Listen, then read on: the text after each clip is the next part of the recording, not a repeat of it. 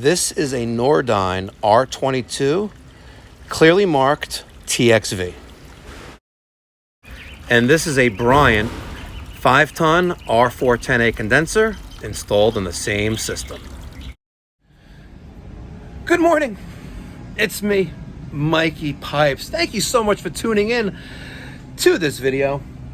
We're actually at our next service call, not the service call that the video is about, but we're at our next service call, and I just want to do an intro of this video you're about to watch. It is the time that we got the message was a Sunday evening. I was out at dinner with the wife and another couple. It's 8 o'clock at night.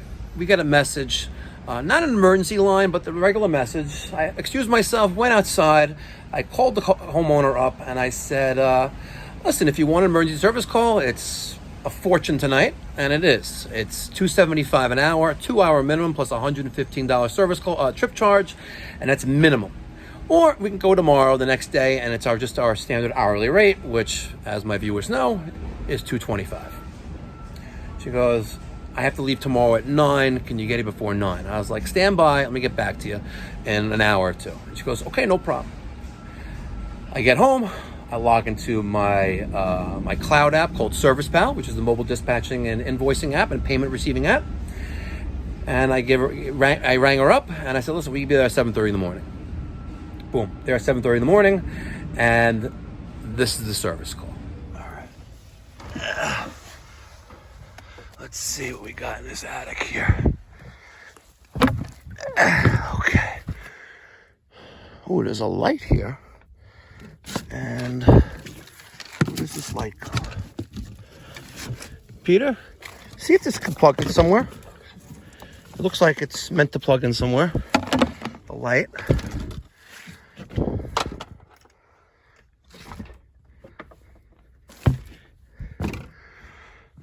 Alright, so. Alright, that works. Good. More graveyard stuff. All right, we have the filter dryer in here.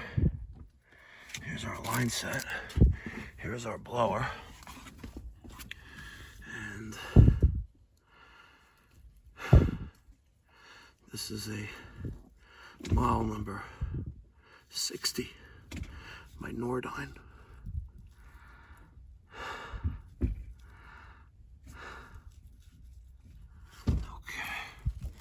All right, Peter, let's start with the drill with the 5/16. Well, thank you for the gloves.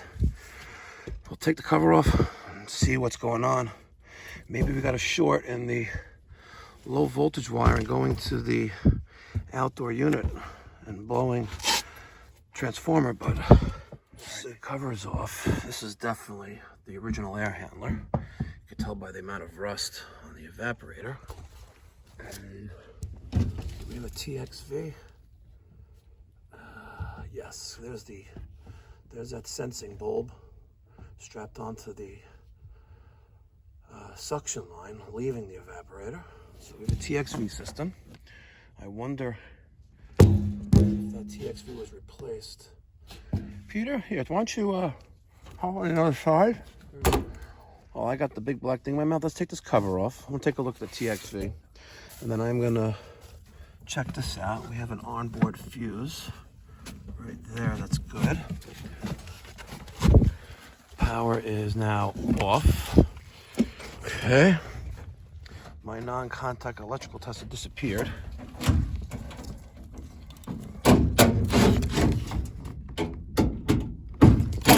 Transformer is warm to the touch. There's the blower control, 13 motor. All right, you're gonna have to do one right there. Yeah, there's one there and there's two on the top. We'll take this cover off. I'm gonna take a look at the TXV. I don't think Bryant makes 407. No, you don't have to take that one out. Just that one. Yep. Okay. That should come right out, and this panel should come off. We have to wiggle it out a little bit. All right. So there's the TXV. And she's got that green mark on it right there. All right. And it's marked R22. All right. Before we even go any step further, let's verify the refrigerant of the outdoor condensing unit. Because at that point, if they're mixed matched, this is never going to work right. Never. All right, guys. While I approached this Bryant condenser that was installed last August 2021, we found the transformer on the floor, some little bit of debris from the last guy. I was out here before with Peter, and I did notice that it is a 5-ton system. All right, there's the model, serial number. We're looking for refrigerant. Where are you, refrigerant? Where is refrigerant? There it is, R410A. So we have hacks, bring me stacks. All right, I'm gonna go give the customer the news. I wouldn't even bother putting the panels back on. Yeah. The initial reason why we're here is a short, and that's probably because there's a short between the low voltage wire, maybe even a contactor issue outside. That's not one of the parts I've seen replaced, but let's go give the customer the news. Puron, LeBron. Puron, it's okay.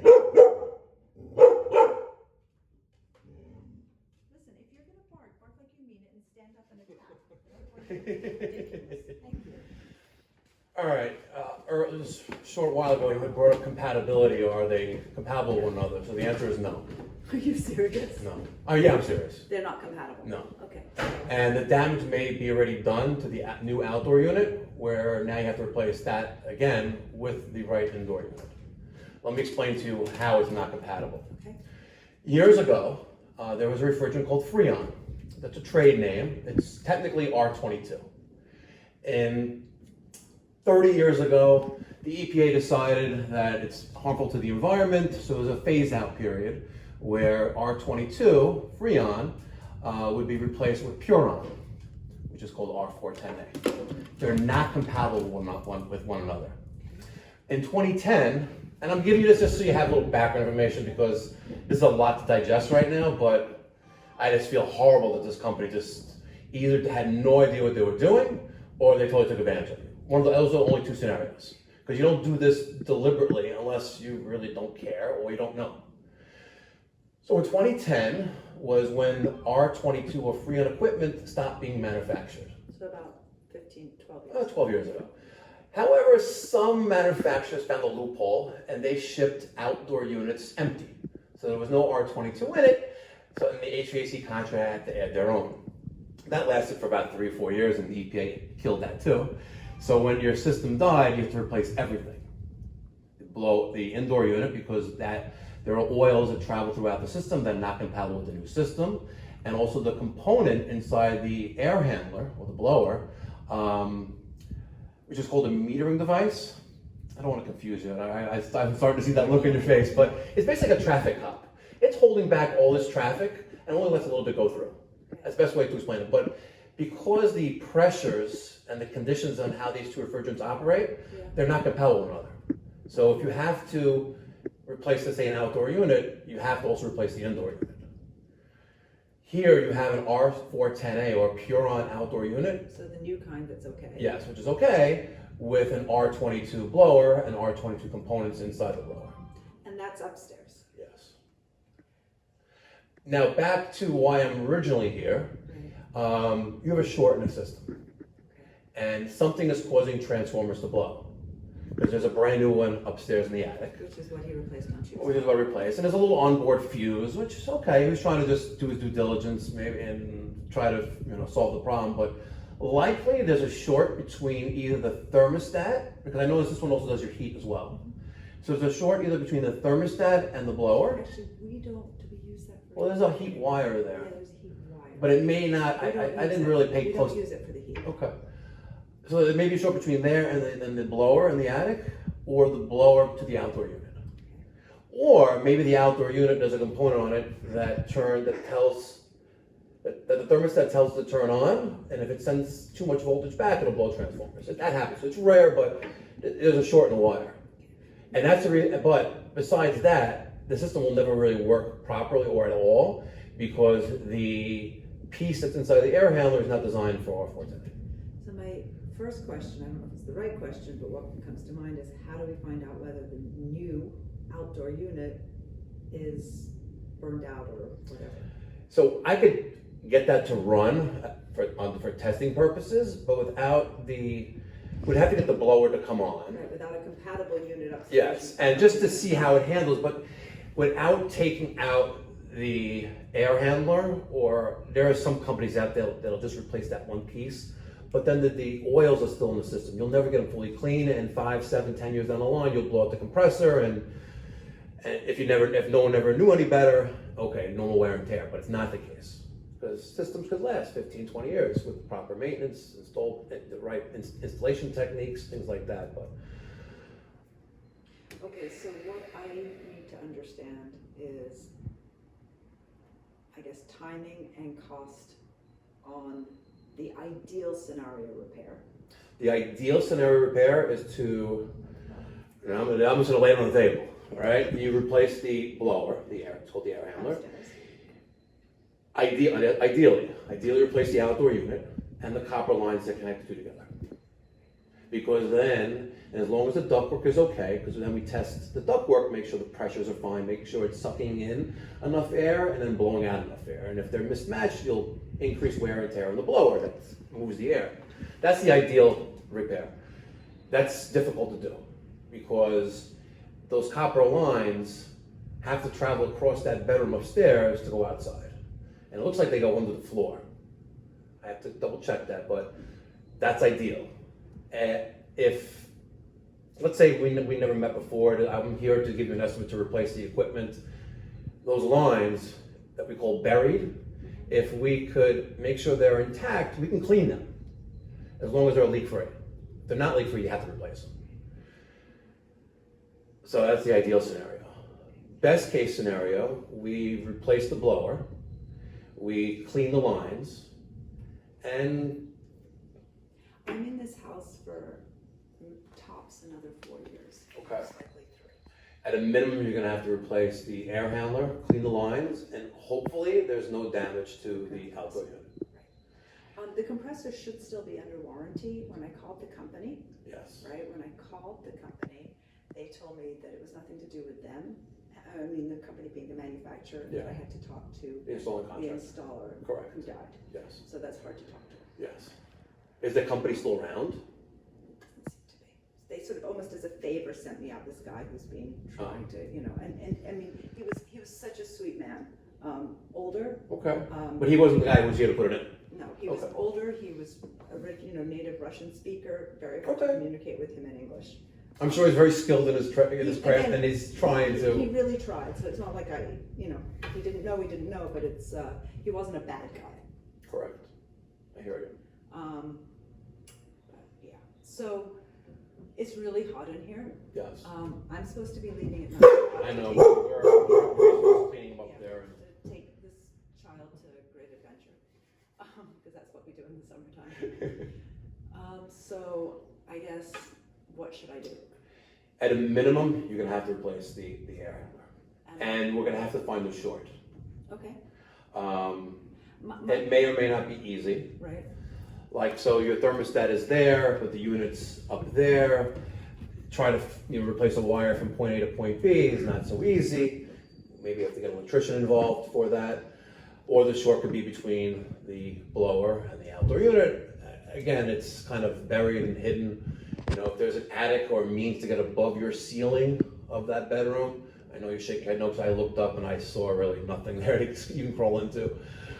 But maybe we can walk around, wrap it around the house, maybe go to the back and then around and cover it, so it's protected from the elements. Window or something? No, because it's permanent. You don't want to go, like that. But the most difficult part is how do we get that one out and the new one in? Because that hatch is not that big. Just one other thing that I want to show you. Peter, I've got to admit, I've seen a lot of messed up stuff over the last 17 years? A lot.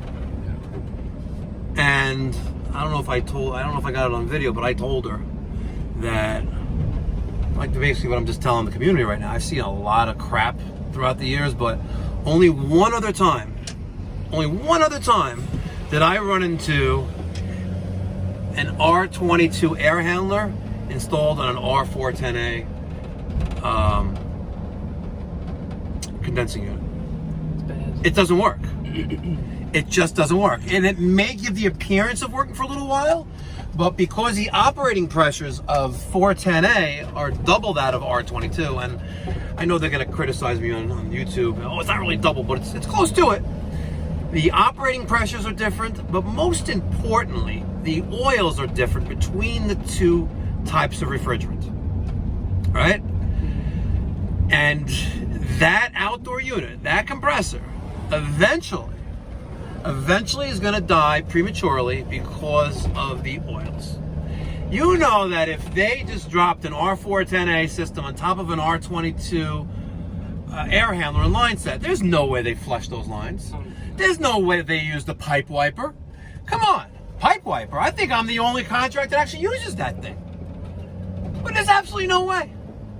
Hackery at its finest, ladies and gentlemen. Hackery at its finest. Now, I gave her a proposal to replace the part of it or everything, but we'll see what happens, guys. Let me get your thoughts and feedback down in the comment section down below. I want to hear from the HVAC guys out there. How many times have you seen this? And what did you do to rectify it? Let me get that down in the comment section down below. Thank you. Be well. God bless.